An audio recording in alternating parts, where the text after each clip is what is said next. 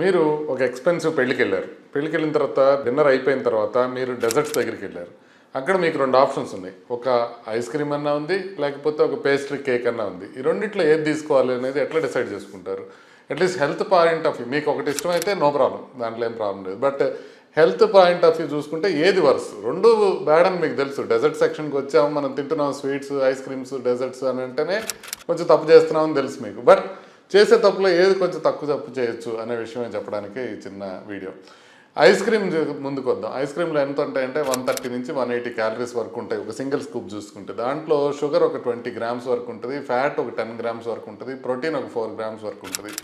Glycaemic impact అంటే మనం తీసుకోగానే సడన్గా గ్లూకోజ్ పెరిగే అవకాశం కొంచెం మోడరేట్గా ఉంటుంది. పేస్ట్రీ తీసుకున్నాం అనుకోండి, దాంట్లో 300 నుంచి 450 క్యాలరీస్ వరకు ఉంటాయి. ఒక 40 గ్రాముల వరకు షుగర్ ఉంటుంది, ఫ్యాట్ ఒక 25 గ్రామ్స్ వరకు ఉంటుంది, 6 గ్రామ్స్ ప్రోటీన్ వరకు ఉంటుంది. కానీ గ్లైసిమిక్ ఇంపాక్ట్ అంటే మనం కేక్ తినగానే సడన్గా షుగర్ స్పైక్ అయ్యే అవకాశం చాలా ఎక్కువగా ఉంటుంది ఐస్ క్రీమ్ కన్నా కూడా. అంటే యాక్చువల్లీ మనకి రెండిట్లో డిఫరెన్స్ ఏ విధంగా వస్తాయి? క్యాలరీ డెన్సిటీ తీసుకోండి. కేక్స్, పేస్ట్రీస్ బాగా డెన్స్ క్యాలరీస్ స్టఫ్స్ ఉంటాయి అనమాట. ఒక బయట తీసుకున్నారంటే దాంట్ లోపల మైదా ఉంటుంది, షుగర్ ఉంటుంది, దాంతోపాటుగా బటర్ ఉంటుంది. దాంతో చాలా ఎనర్జీ డెన్స్గా ఉంటుంది, ఎక్కువ క్యాలరీస్ వస్తాయి. ఐస్ క్రీమ్లో ఏముంటుందంటే ఎయిర్, వాటర్ ఉంటాయి. సో వాల్యూమ్ పెద్దగా అనిపిస్తుంది కానీ క్యాలరీస్ కొంచెం తక్కువగా ఉంటుంది same వెయిట్కి.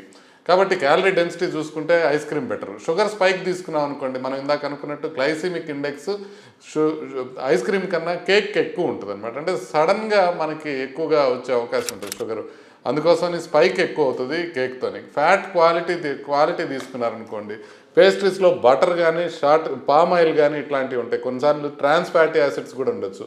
Ice క్రీమ్లో usually milk fat ఉంటుంది. ఐడియల్ కాదు ఎక్సెస్ తీసుకుంటే, బట్ లెస్ డ్యామేజింగ్. కాబట్టి దీంట్లో కూడా ఐస్ క్రీమే కొంచెం ముందు వస్తుంది.